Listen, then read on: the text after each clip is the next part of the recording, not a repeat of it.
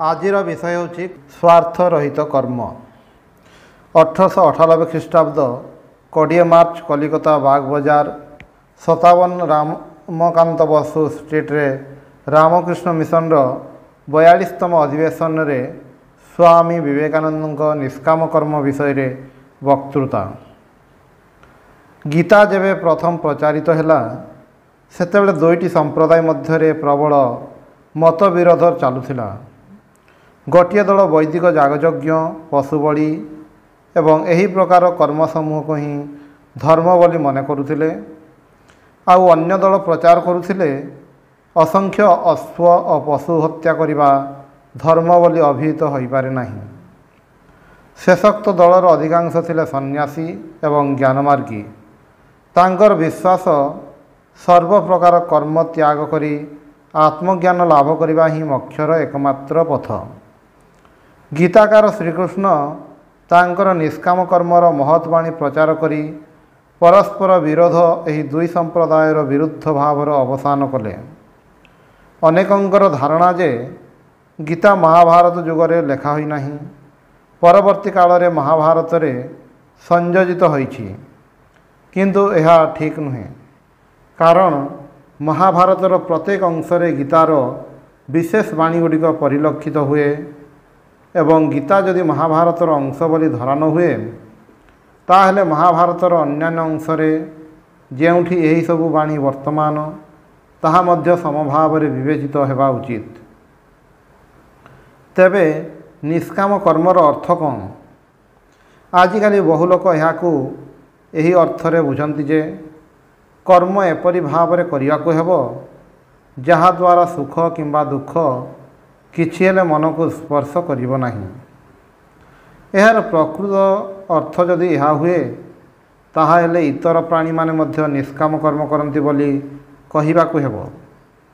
केउ केउ प्राणी तांकर शावक मानकु खाई पकांती एवं एथिपाई तांकर कोनोसी दुख बोध हुए नाही। दस्यु माने अन्य मानकर धन संपत्ति अपहरण करी से मानकर सर्वनाश करती। एही कर्म करिबा बेले जदि सुख बा दुखर कोनोसी अनुभूति तांकर न हुए ताहले से माने मध्य निष्काम होई कर्म करंती बोली कहिबाकू हेबो। निष्काम कर्मर अर्थ जदि यह हुए ताहले कठिन हृदय दुराचारी मध्य निष्काम कर्मी बोली विवेचित हेबे।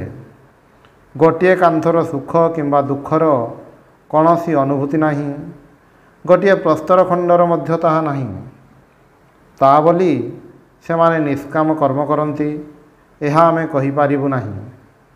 एहार एभली अर्थ कले निष्काम कर्म दुष्ट लोक मानक हातरे गोटे शक्तिशाली यंत्र रूप में परिणत हेबो।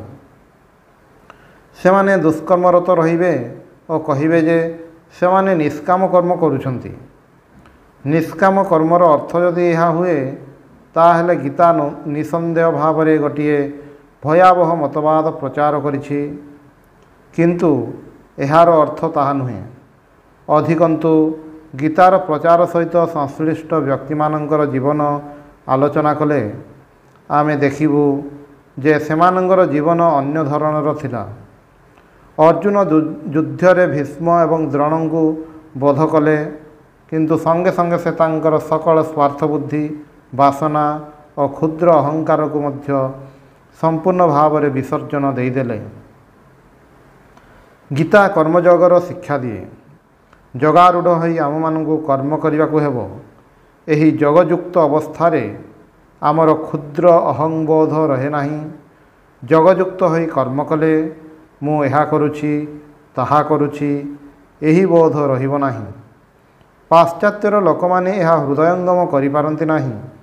से माने कहंती जे जदि आमर एही अहंबोध न रहे ताहले मनुष्य किपरि कर्म करिबो। प्रकृत पक्षे अहंबोध त्याग करी जगयुक्त चित्तरे कर्म कले यह अनंत गुण उत्कृष्टतर हेबो एवं समस्ते निज जीवन रे यह अनुभव मध्य करि पारिबे।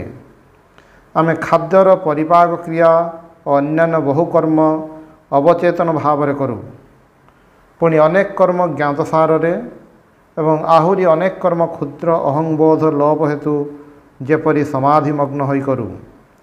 ଚିତ୍ରକାର ଯଦି ଅହଂବୋଧ ଭୁଲି ଚିତ୍ରାଙ୍କନରେ ସମ୍ପୂର୍ଣ୍ଣ ଭାବେ ନିମଗ୍ନ ହୁଏ ତାହେଲେ ସେ ଅପୂର୍ବ ଚିତ୍ର ଆଙ୍କିପାରିବ। ଉତ୍ତମ ପାଚକ ଯେତେବେଳେ ରୋଷେଇ କରେ ସେତେବେଳେ ସେଥିରେ ସେ ସମ୍ପୂର୍ଣ୍ଣ ମନ ନିବିଷ୍ଟ କରେ ଏବଂ ସାମୟିକ ଭାବରେ ତାହାର ଅନ୍ୟାନ୍ୟ ବୋଧ ସମୂହ ତିରୋହିତ ହୁଏ। ଏହି ଭାବେ ସେମାନେ ତାଙ୍କର ଅଭ୍ୟସ୍ତ କର୍ମ ସୁଚାରୁ ରୂପେ ସମ୍ପାଦନ କରିବାକୁ ସମର୍ଥ ହୁଅନ୍ତି। ଗୀତା ଆମମାନଙ୍କୁ ଏହି ଶିକ୍ଷା ଦିଏ।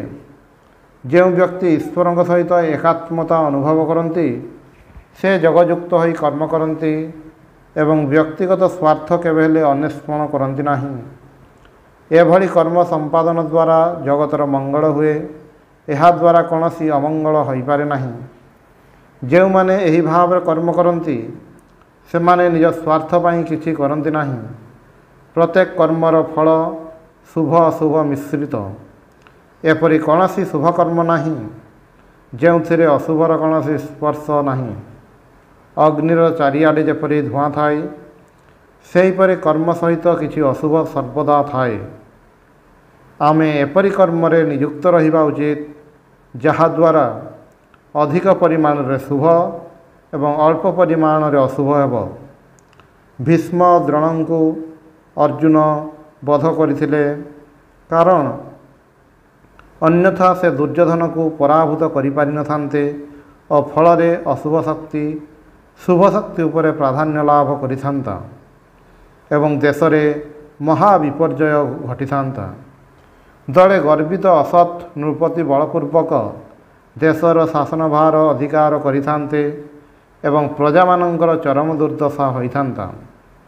ଶ୍ରୀକୃଷ୍ଣ ମଧ୍ୟ କଂସ ଜରାସନ୍ଧ ପ୍ରଭୃତି ଅତ୍ୟାଚାରୀ ରାଜାମାନଙ୍କୁ ବଧ କଲେ କିନ୍ତୁ ତାହା ସେ ନିଜ ପାଇଁ କରିନାହାନ୍ତି। ତାଙ୍କର ପ୍ରତ୍ୟେକ କର୍ମ ଅନ୍ୟମାନଙ୍କର ମଙ୍ଗଳ ପାଇଁ ଅନୁଷ୍ଠିତ ହୋଇଥିଲା। ଦୀପାଲୋକରେ ଆମେ ଗୀତା ପାଠ କରୁଛୁ କିନ୍ତୁ କେତେଗୁଡ଼ିଏ ପତଙ୍ଗ ସେଥିରେ ପଡ଼ି ମରୁଛନ୍ତି। ତେଣୁ ବିଚାର କଲେ ଦେଖାଯିବ ଯେ କର୍ମ ମଧ୍ୟରେ କିଛି ନା କିଛି ଦୋଷ ରହିବ ହିଁ ରହିବ। ଯେଉଁମାନେ ଅମାର୍ଜିତ ଅହଂବୋଧ ବିସର୍ଜନ ଦେଇ କର୍ମ କରନ୍ତି ଦୋଷ ସେମାନଙ୍କୁ ସ୍ପର୍ଶ କରିପାରେ ନାହିଁ କାରଣ ଜଗତର ହିତ ପାଇଁ ସେମାନେ କର୍ମ କରନ୍ତି। ନିଷ୍କାମ ଓ ଅନାସକ୍ତ ହୋଇ କର୍ମ କଲେ ସର୍ବାଧିକ ଆନନ୍ଦ ଓ ପରିଶେଷରେ ମୁକ୍ତିଲାଭ ହୁଏ। ଗୀତାରେ ଶ୍ରୀକୃଷ୍ଣ କର୍ମଯୋଗର ଏହି ରହସ୍ୟ ଶିକ୍ଷା ଦେଇଛନ୍ତି।